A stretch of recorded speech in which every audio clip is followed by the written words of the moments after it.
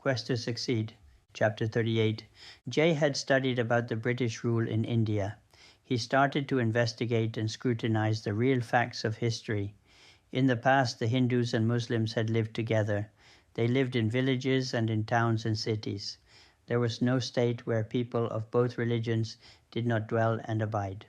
So what were the real and hidden reasons of violence to have exploded?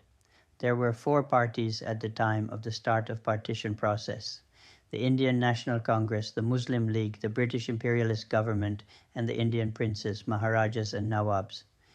After the Second World War, Britain had become financially a weak nation. It was impossible for her to maintain an empire in India. There was also a shortage of administrators and army personnel.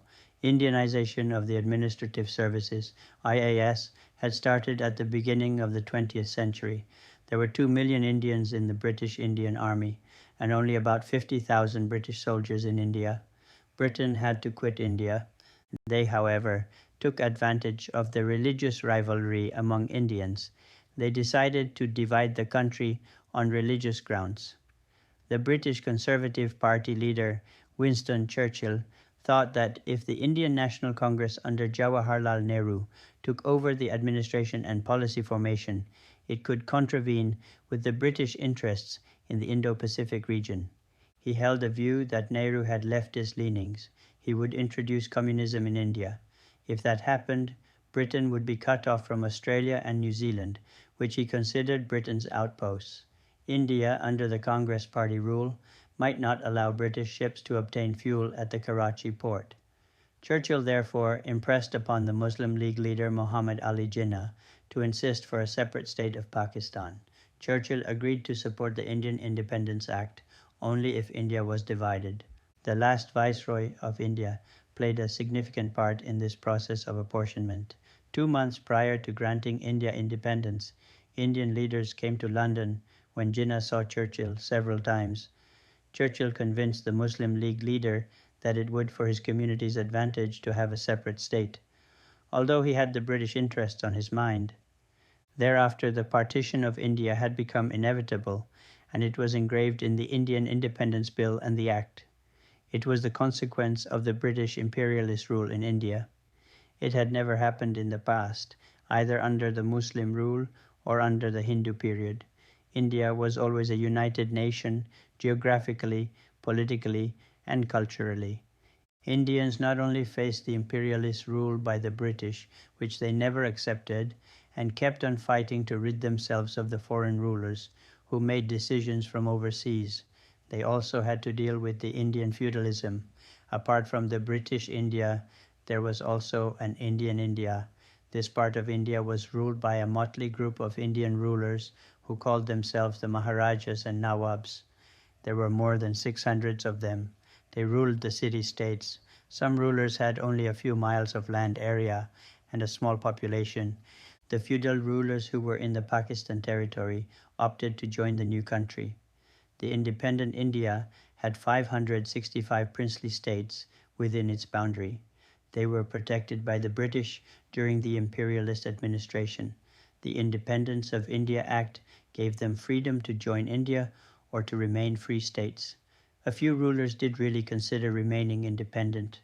The government of independent India created a department for states to amalgamate them within the India Union. The princely states ruled over 40% of the land area, and the population was also almost 40%. Some of them had their own army, railways, currencies, and stamps. In bringing the Indian states into the Union of India, Home Minister Sardar Vallabhbhai Patel, Home Secretary Vapal Panguni Menon, commonly known as VP Menon, and the Governor-General Lord Mountbatten played a significant role. After India's freedom in August 1947, Mountbatten was appointed as the first Governor-General of India in order to maintain the continuity of administration. Invitations were sent to all the Maharajas and Nawabs. They were offered privy purse for their expenses. They could keep their palaces and the wealth. Through an instrument of accession, Indian rulers were asked to give up their control over defense, foreign affairs, and communications to the government of independent India, which was under the control of the Indian National Congress Party. The Maharajas and Nawabs were also given position of governor or lieutenant governor of a state. Their principalities were amalgamated into the existing states, or new states were created by bringing geographical areas together. Within a period of 2 years, the 565 states or so were brought together into 14 states. Most of the states accepted the conditions put forward by the Indian government, and they joined the state of India. There were problems with the state of Hyderabad. The Nizam wanted to remain independent. The government of India had to act. It sent an army. The Sardar himself went to Hyderabad and argued of the advantages for Hyderabad in joining the Indian Union. The Nizam joined India. There was no need for military action. The Maharaja of Jammu and Kashmir had a similar dream. He wanted to keep his kingdom as a separate state. It fell between India and Pakistan. Within 6 weeks, however, the tribals, supported by the Pakistani army and guided by British soldiers, attacked the northwestern part of Kashmir. The tribals and the Pakistani army were only a few miles from Srinagar, the capital of Jammu and Kashmir. The Maharaja was unable to defend his kingdom. He therefore requested the Indian government for help. Home Secretary V.P. Menon flew to Srinagar and received the signature of the Maharaja on the instrument of accession.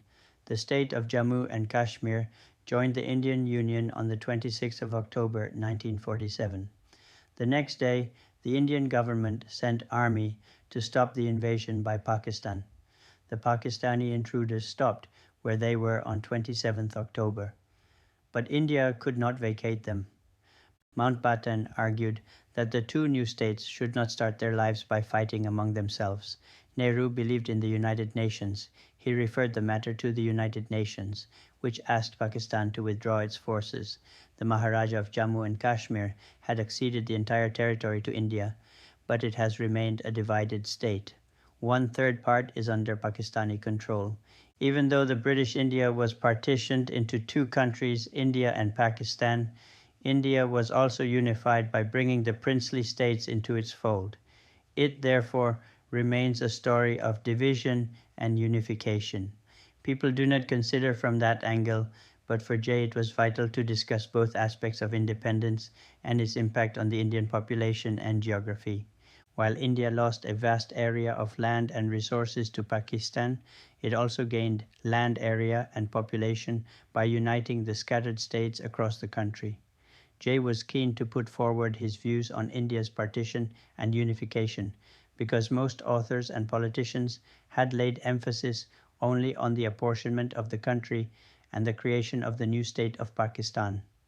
The unification of India provided a strong central government, which was essential to achieve economic growth and for defense and security of the nation.